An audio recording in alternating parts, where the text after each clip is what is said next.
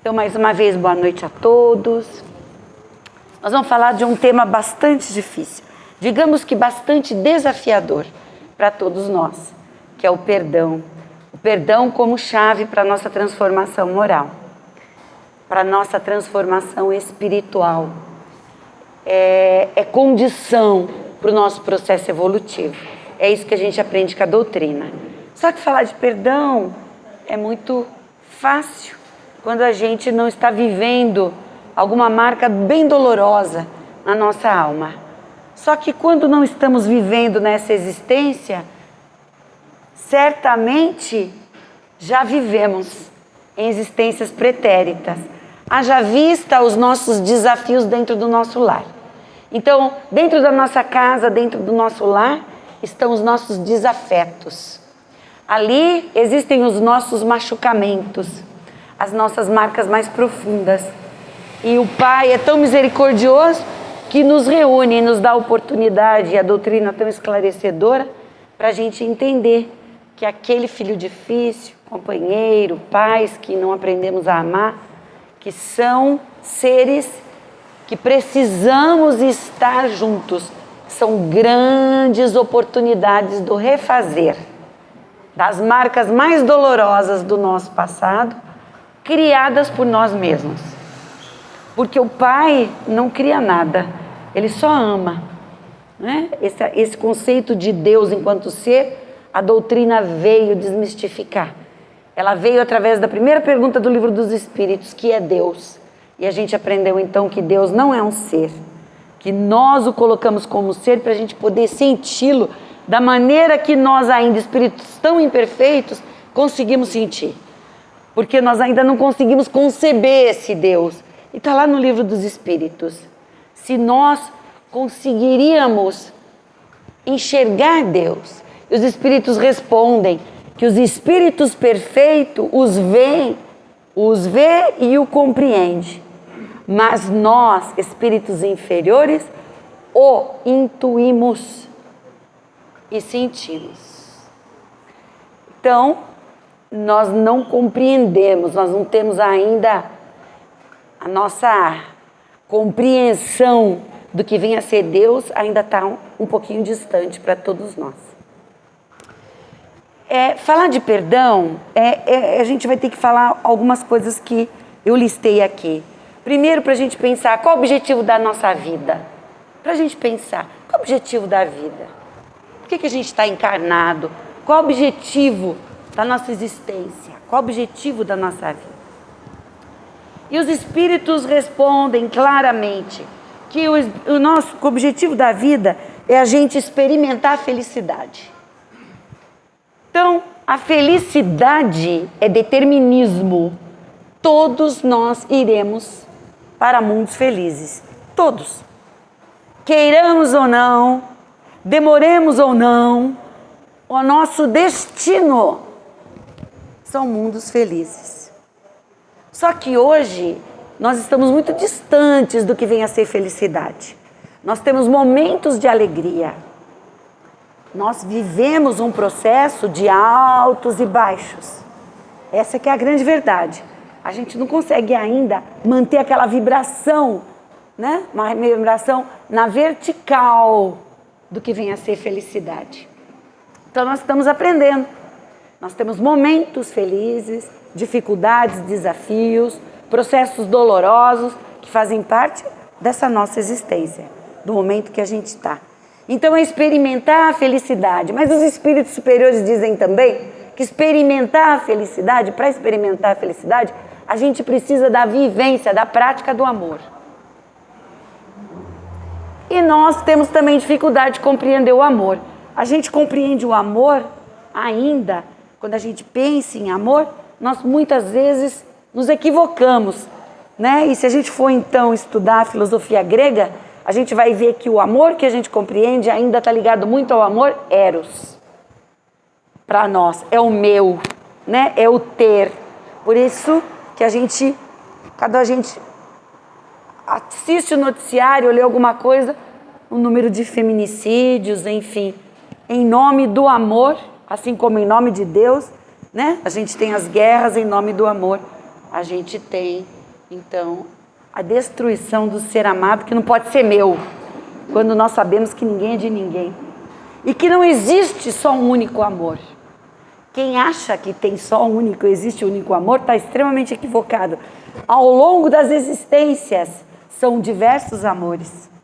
E a prática e a doutrina é muito esclarecedora, porque ela nos mostra exatamente isso. O filho de hoje pode ter sido o companheiro do ontem, né? O pai, o irmão, a mãe, enfim.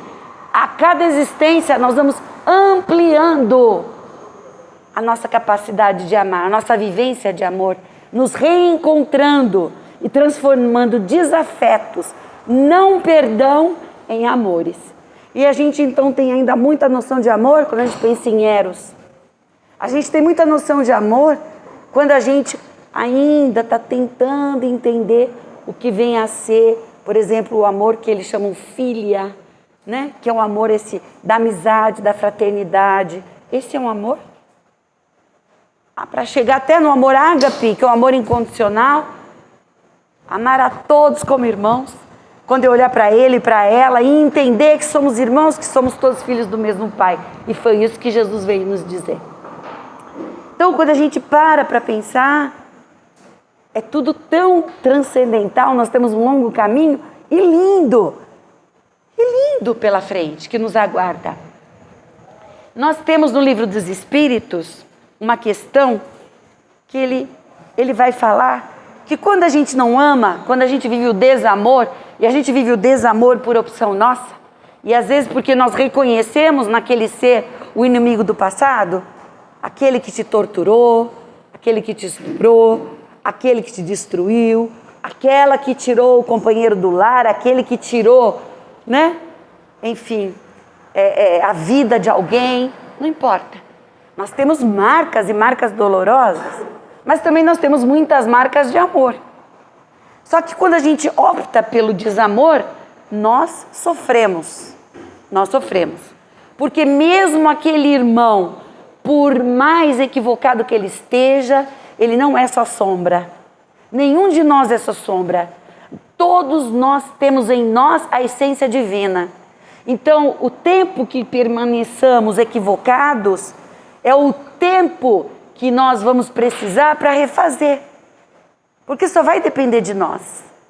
Só vai depender da nossa vontade de transformação, de modificação. E o caminho, a chave, é o perdão e é o amor. É sempre isso.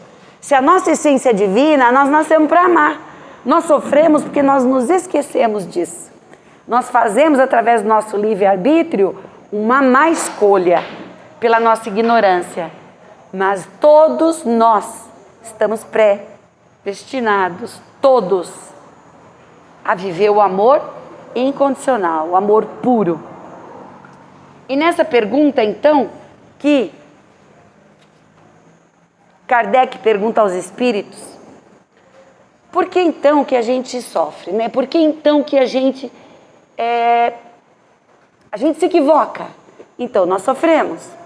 E cada vez que eu me equivoco, dependendo do nível desse equívoco, eu infrinjo uma lei. E quando eu infrinjo uma lei, a lei que eu infringi é a doença e o problema que vai se manifestar. É sempre assim. E aí Kardec pergunta aos espíritos, na pergunta 614, características da lei natural. O que se deve entender por lei natural? E os espíritos respondem, a lei natural é a lei de Deus. É a única verdadeira para a felicidade do homem. Então não são as leis humanas. Essa nós temos que aprender a conviver e respeitar. Mas essa é a única verdadeira para a felicidade do homem. Indica-lhe o que deve fazer ou não fazer. E ele só é infeliz porque dela se afasta. Então os nossos problemas, a nossa não felicidade ou a nossa infelicidade é quando a gente se afasta das leis de Deus. Só que nós sabemos, a nossa alma sabe. Nós somos criados à semelhança do Pai. Então nós sabemos. Porque o que eu não quero para ela, eu não posso querer para ninguém. O que eu não quero para um filho, eu não posso desejar para ninguém. Só que é muito difícil, nós estamos ainda, é um processo que é muito lento e não é um processo consciente. Sabe, consciente? No sentido, vamos supor, alguma coisa bem simples, mas dolorosa. Acontece um acidente ali na esquina, seu filho está para chegar. Aí tem alguém vindo, você fala que conhece, alguém do bairro, da região, foi o meu filho? E outra pessoa fala, não. Aí você fala, que alívio, que bom. Mas alguém perdeu um filho. Então, a nossa dor, naquele momento, a gente não percebe, é natural até para o nosso processo evolutivo, para a fase evolutiva em que nos encontramos. Mas nós ainda não sentimos esse amor. Alguém está vivendo uma dor atroz. Né? Não fui eu, Pai, mas quem foi? As nossas vibrações de amor, de respeito. Então nós estamos nesse processo de despertar. É porque a gente não despertou, Nós temos esse tipo de conduta tão naturalmente. Então é o que eles dizem. Nós somos e vivemos ainda a infelicidade porque nós nos afastamos das leis. Agora ele não diz que a gente precisa sofrer. Ele falou em sofrimento? Não. Por quê? Porque existem pessoas que vivem processos, momentos de infelicidade, mas ela tem uma leveza diante do desafio. É um sofrimento que não gera uma revolta, a infelicidade, dizer que nunca mais vai ser feliz. E existem outras pessoas que qualquer processo gera um sofrimento imenso, uma dificuldade imensa de sair daquela dificuldade. São as nossas experiências, é o modo como a gente está vendo a vida. E aí nós temos então uma história que é a história, nossa, evolutiva, que eu acho que vale a pena a gente lembrar. Vamos pensar que nós fizemos parte da história desse orbe. Ou viemos de outros orbes, não importa, mas estamos aqui. Vamos pensar na época de Moisés. Moisés vem trazer para a gente o quê? Ele vem trazer para nós o conceito de justiça. Ele vem trazer para nós a ideia do Deus único. Quando ele vem para aquele povo endurecido, difícil, onde ele traz a lei de Talião, éramos nós que estávamos lá. Moisés foi um grande médium. Um médium que quando ele recebe os 10 mandamentos, que até hoje a gente lê, a gente estuda, ele veio a serviço do Pai, nos auxiliar no processo evolutivo nosso. Então ele traz para nós a ideia do Deus único. Ele nos ensina, naquele momento, era a lei de Talião, que é o medo. Se você faz, olha, vai acontecer com você. Só que o difícil é que tem muito espírita que acha que ainda é assim. E não é assim. A lei de Talião só funciona de Deus para conosco. E aí depois a gente vai falar sobre isso. Mas não precisa ser assim. Não é porque eu vivi ou eu fiz alguma coisa que necessariamente, por exemplo, recebi um tiro, vou dar um tiro em alguém. Não existe determinismo para o mal. O Pai é amoroso.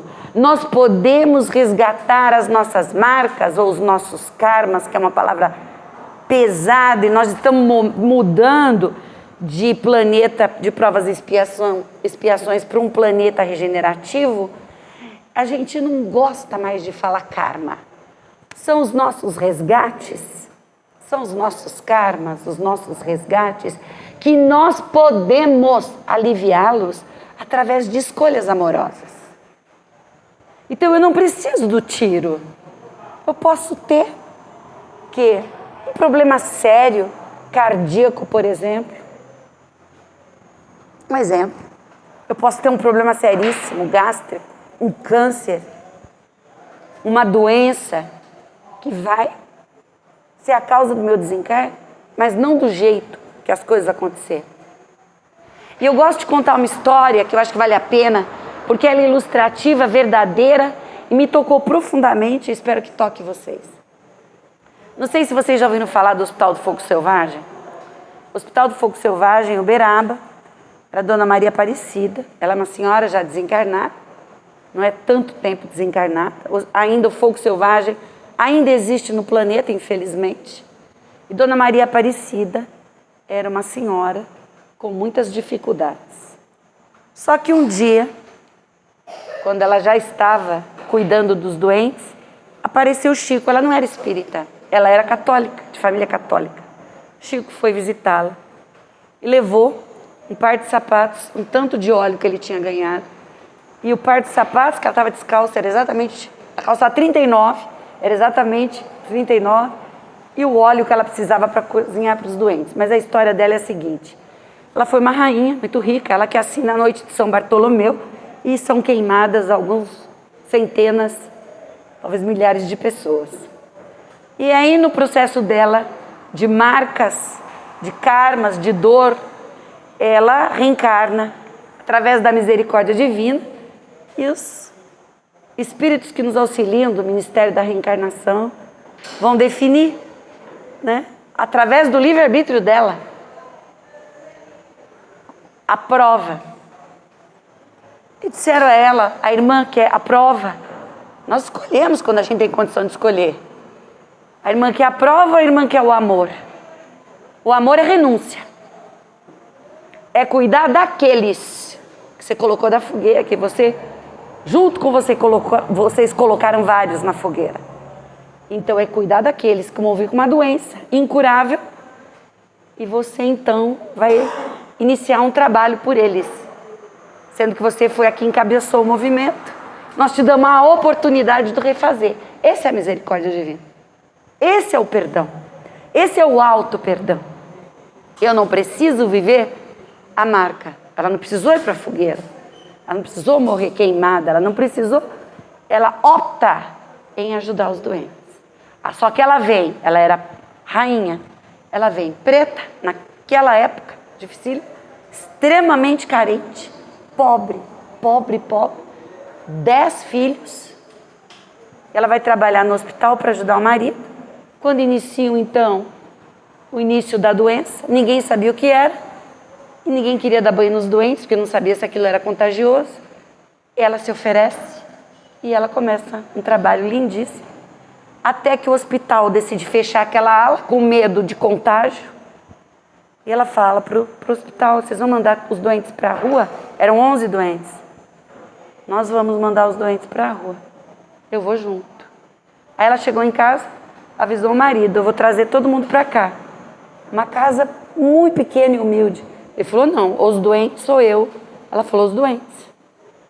E aí ela falou: cuide dos filhos, porque você tem condição de cuidar, eu vou te dar apoio e vou cuidar dos doentes. Dizem que ficou um rastro de sangue, porque ele sangrava, pés, era ferida pelo corpo.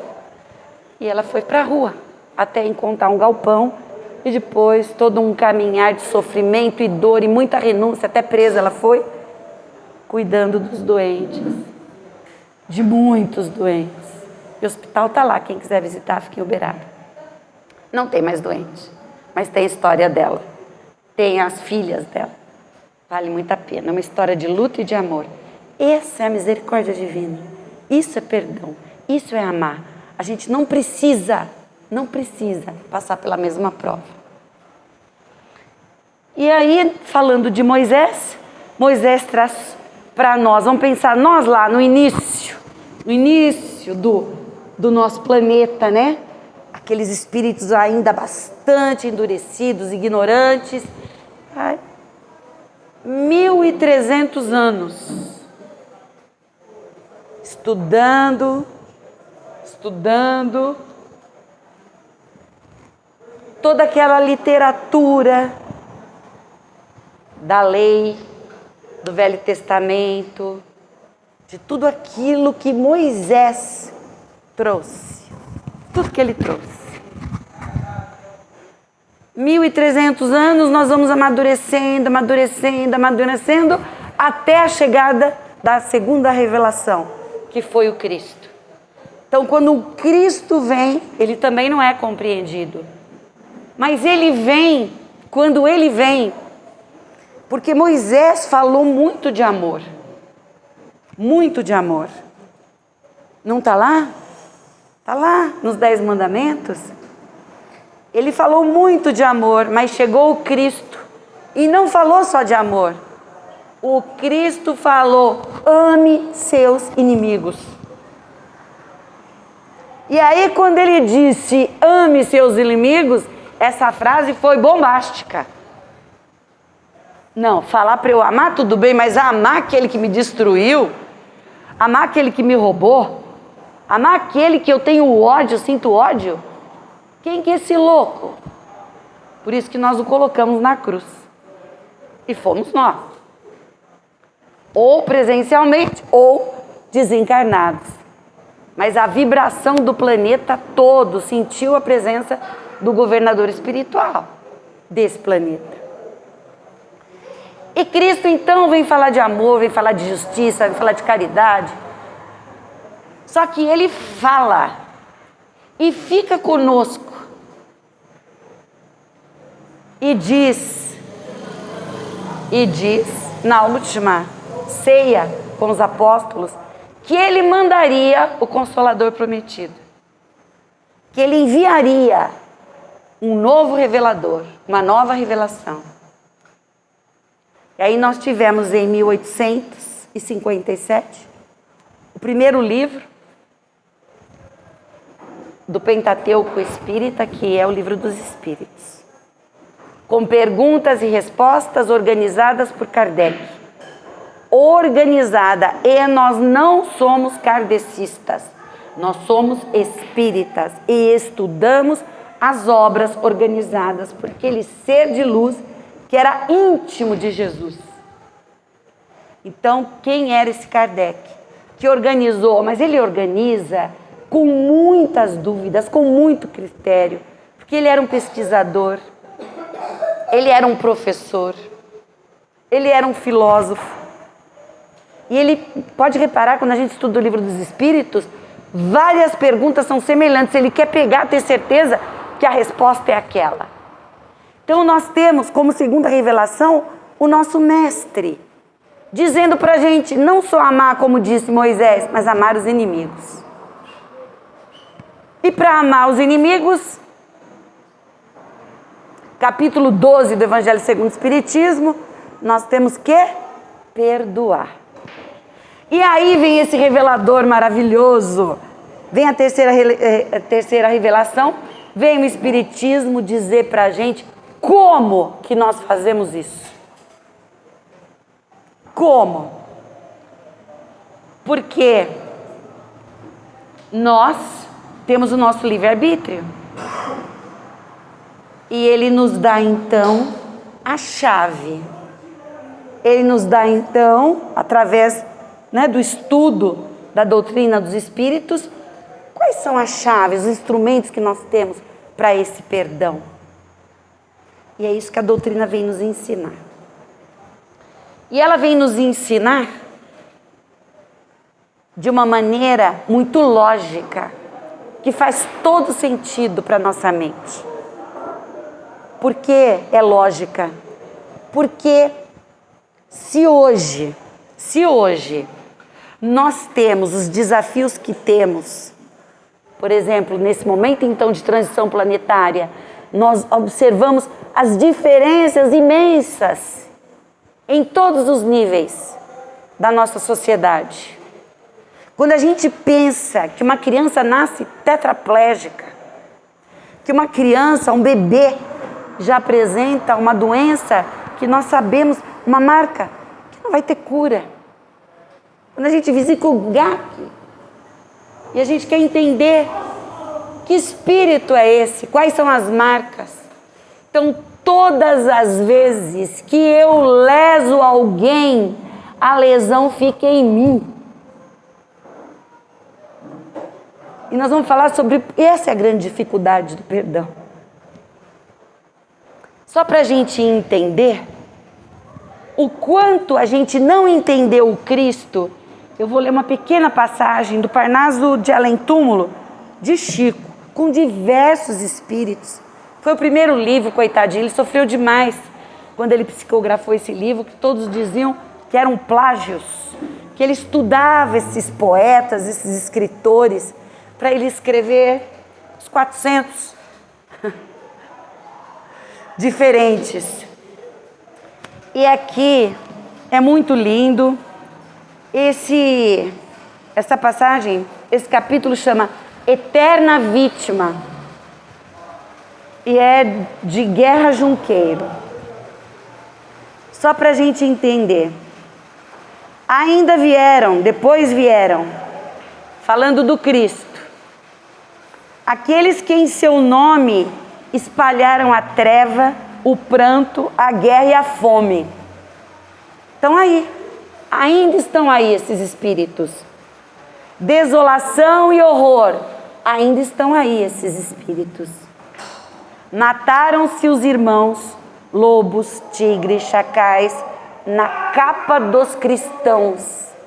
Em nome do Cristo, se mata em nome do Cristo. Nós matamos em nome do Cristo. Desolação e horror. Contemplaram Jesus no cume da colina, multiplicando a guerra, as lutas e a chacina. O mestre prosseguiu, sublime e silencioso, espraiando na terra o seu olhar piedoso. E diante dessa piedade, desse processo evolutivo lento nosso, de Moisés para Jesus, vivendo o que ele viveu, falando do amor, amar o inimigo, chegamos na doutrina dos espíritos, e essa doutrina esclarecedora, porque ela é esclarecedora? Porque ela nos liberta. Eu tenho o pai e a mãe que eu preciso, não a que eu mereço. Não são os pais que eu mereço, porque às vezes não tenho afinidade nenhuma com eles. E isso não me traz nenhum problema, porque a doutrina é clara.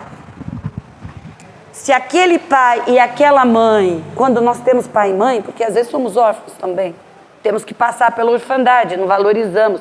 Existe um porquê. Em tudo há misericórdia e justiça divina. Em tudo. Porque muitas vezes para nós, Deus parece um ser que não é misericordioso. Às vezes a gente fala, meu Deus, por que Ele permite? Porque não é criação dele. O mal é criação nossa. É criação nossa. Ele não é um ser. Nós geramos. Mas a nossa essência, o nosso DNA é dele. E essa passagem, essa parte, quando a gente fala da doutrina dos espíritos, nos traz muita alegria quando a gente pensa e consegue entender que aqueles seres dentro do nosso lar que são difíceis, são desafetos. É ali que eu vou exercer, que eu estou evoluindo. Porque eu vou exercer o quê? Paciência, tolerância, compreensão, perdão. É o perdão. Agora, o que a gente precisa entender do perdão? O perdão não apaga o que o outro fez. Não apaga. Não vai apagar. E nós não vamos esquecer, não. Ah, não esqueceu, não perdoou, não. Eu não vou esquecer porque eu tenho cabeça, eu tenho memória, eu sei e vou lembrar. Agora, quando eu me lembro do que aconteceu, eu não tenho mais vontade de revidar. Eu não choro, eu não choramingo, eu não fico me lamentando. Aquilo virou passado. Só que não apaga o que o outro me fez. Quando eu perdoo, eu nem preciso estar perto. Eu perdoei. Se eu perdoei de alma, está perdoado. Agora veja bem, a gente se equivoca quando a gente acha A faz alguma coisa para B. Quando alguém faz alguma coisa para mim, eu estou ligada àquela pessoa. Não estou. Eu não estou ligado àquela pessoa. Quando alguém faz alguma coisa para nós, é um problema daquele ser que fez. É ele com a lei e não nós. Nós nos prendemos porque a gente não perdoa. Nós nos prendemos porque a gente está equivocado. A gente diz, eu não mereço. Não, quem merece é quem fez. É quem fez que vai responder. Não nós. Então o que acontece, o nosso equívoco é esse.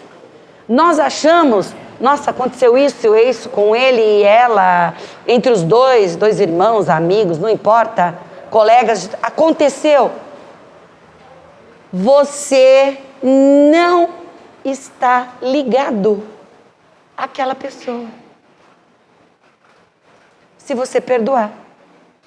Porque é o problema de quem fez para com a lei, para com o pai. Aí é a lei de Talião. Entre o pai e aquele equivocado, aquele irmão que assume a responsabilidade do que fez. Cabe a nós o perdão. Então esse perdão é a nossa libertação. É a nossa libertação. A gente diz assim, quer voltar com ele de novo? Não. Então ama. Ama. Ama. É a chave. Quer se manter unido com vínculos fortes de dor? Mantenha a sua mágoa, seu ressentimento, a sua raiva, enfim. Tudo isso que nós sabemos que faz mal para nós. Se foi o outro que fez, é o problema dele, não é nosso. E é isso que a doutrina nos ensina. E é isso que a gente, nesse ponto, a gente se equivoca. Porque nós pensamos assim, nossa, ficamos nutrindo aquilo. Nutrindo. E quando a gente então compreende isso, a gente se liberta. Por isso que essa doutrina é libertadora. Agora, quem fica com esse pensamento, quem fica nutrindo aquela dor que fica ali, que fica lembrando o que aconteceu, sentindo raiva, ódio, mágoa, injustiça, quem fica ali adoece. E são os espíritos que dizem, o perdão me livra do quê? Me livra de não adoecer fisicamente. Porque eu psicossomatizo e aí o meu corpo físico responde, adoece. Então a gente adoece fisicamente. A gente adoece psicologicamente. Porque a gente fica toda hora lembrando o ocorrido. Não consegue esquecer o passado. Fica com fixações mentais naquilo que aconteceu. Aquilo que aconteceu. Ele me traiu. Ela me traiu. Isso aconteceu. E a gente fica ali, com fixação mental. Então a gente adoece psicologicamente. Adoece tanto que afastamos pessoas que amamos. Porque a gente começa a ficar chato, repetitivo. Só sabe falar a mesma coisa. Adoecemos emocionalmente. Emocionalmente. Ficamos doentes, frágeis. Né? Com a emoção à flor da pele, irritadiços, inseguros, com medo. Então adoecemos emocionalmente, o que é muito difícil. Adoecemos fisicamente, adoecemos psicologicamente, adoecemos emocionalmente, adoecemos espiritualmente. Porque quando a gente fica na raiva, no não perdão, na lamentação, nós atraímos espíritos doentes e trevosos.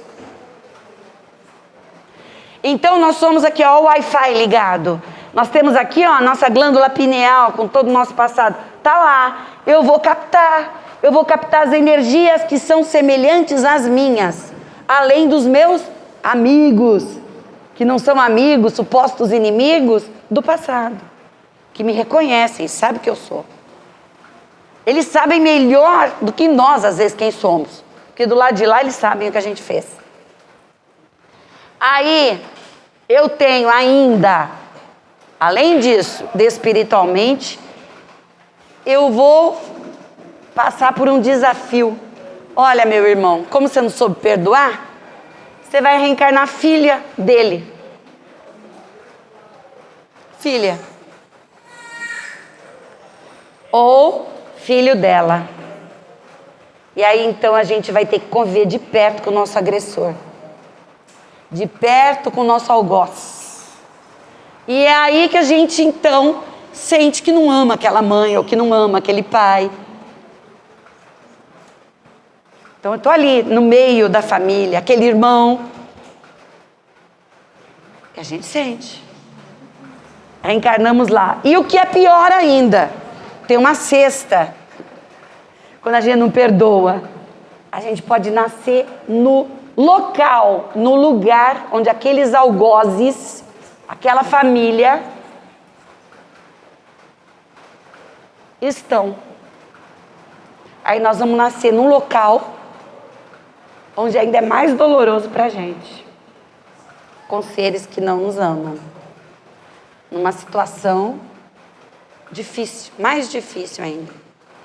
Porque uma coisa é a gente falar assim, não, ele vai nascer na minha família, outra coisa é eu vou nascer na família dele, do algoz.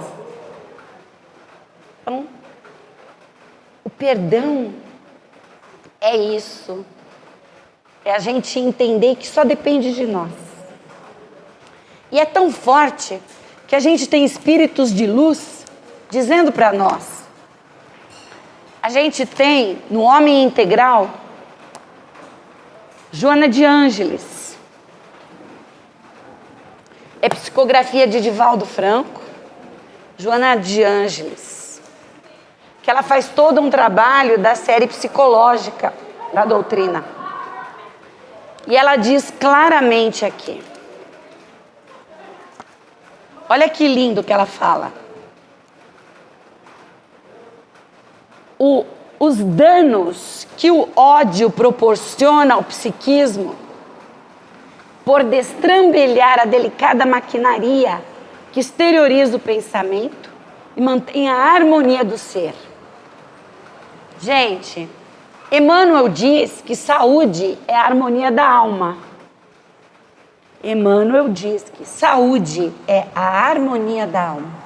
O que Joana nos diz é que o ódio, ressentimento, a mágoa, faz o quê? Proporciona ao nosso psiquismo destrambelhar a maquinaria do nosso psiquismo. E ela diz, tornam-se aqui, simultaneamente, advêm reações orgânicas que se refletem nas funções hepáticas, digestiva, circulatória, dando origem a futuros processos cancerígenos, cardíacos e cerebrais. A irradiação do ódio é portadora de carga destrutiva, corrói as engrenagens do emissor, como alcança aquele contra quem vai direcionada, caso esse sintonize em faixa de equivalência vibratória. Então é assim, se o outro vibra, tem a mesma vibração que a minha, aquela vibração chega até ele.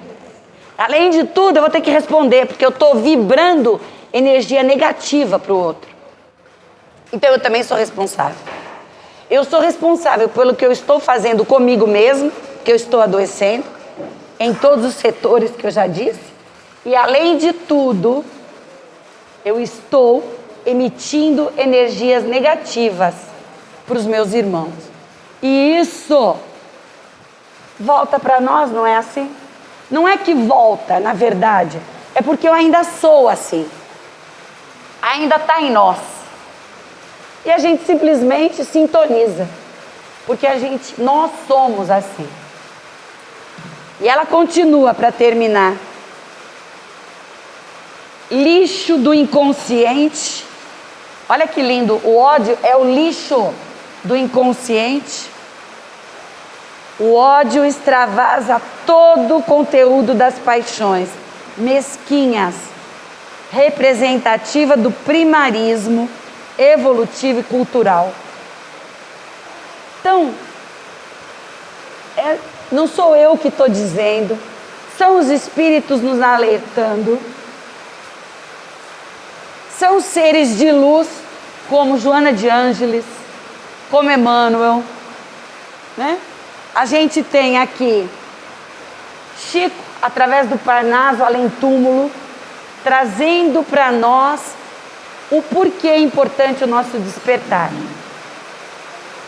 Mas vai depender do nosso esforço próprio, da nossa vontade de se transformar.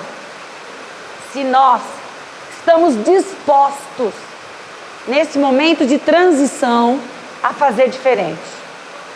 Ou a gente vai repetir a mesma história. Nós temos uma tendência a repetir a história. 100% de tendência de repetir a nossa história. Então a gente vem, define um caminho, aí a gente cruza com uma outra pessoa e muda todo o nosso caminho, a nossa história. O suicida, ele vem com propensão ao suicídio. O maledicente, ele vem com a propensão à maledicência. O mais orgulhoso, ele vem. Todos nós temos imperfeições, somos espíritos imperfeitos. Uns mais orgulhosos, outros mais egoístas, mas um pouco de cada um nós trazemos. Só que quando a gente reencarna, nós trazemos as nossas predisposições a. Por isso que o perdão e o auto-perdão é tão importante. Vamos supor que eu não consiga perdoar. Eu tenho existências para perdoar, mas eu tenho que principalmente me auto-perdoar. Compreender que eu ainda não dou conta. E trabalhar o não desejar mal ao outro. Porque se eu desejo, eu me vinculo. Eu não me vinculo pelo mal que ele me fez. Na verdade, eu estou me vinculando porque é opção minha. É opção minha. O outro é que responde. É o agressor. Isso muda muito a nossa visão. Traz para nós uma mudança. Para a gente refletir sobre o que vem a ser o perdão e qual o nosso papel enquanto espíritas para a nossa própria transformação. Transformação moral, transformação espiritual. Deixa eu tomar um pouquinho de água para terminar.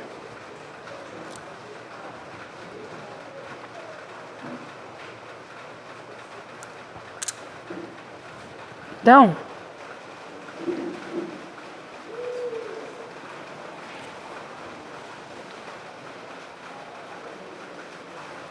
Joana de Ângeles,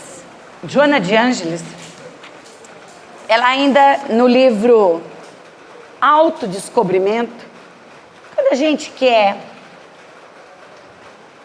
trabalhar, vamos supor, ninguém fez algo, as coisas do dia a dia, problemas no trabalho, problemas com a família, nós temos casos mais sérios e casos mais suaves de perdão, não é?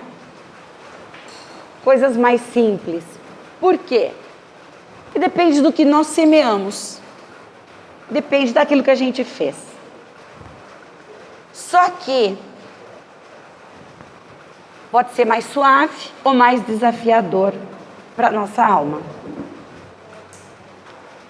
A Joana, ela trabalha esse livro, Autodescobrimento, porque quando a gente quer entender o que está acontecendo conosco, por exemplo, por que eu não perdoei meu pai? Por que eu não perdoo um irmão? Por que é que eu estou com essa dificuldade tão grande? Quando a gente quer começar a compreender, nós estamos fazendo uma viagem. E essa viagem é importante, que ela chama autodescobrimento. A gente vai se conhecer, tá?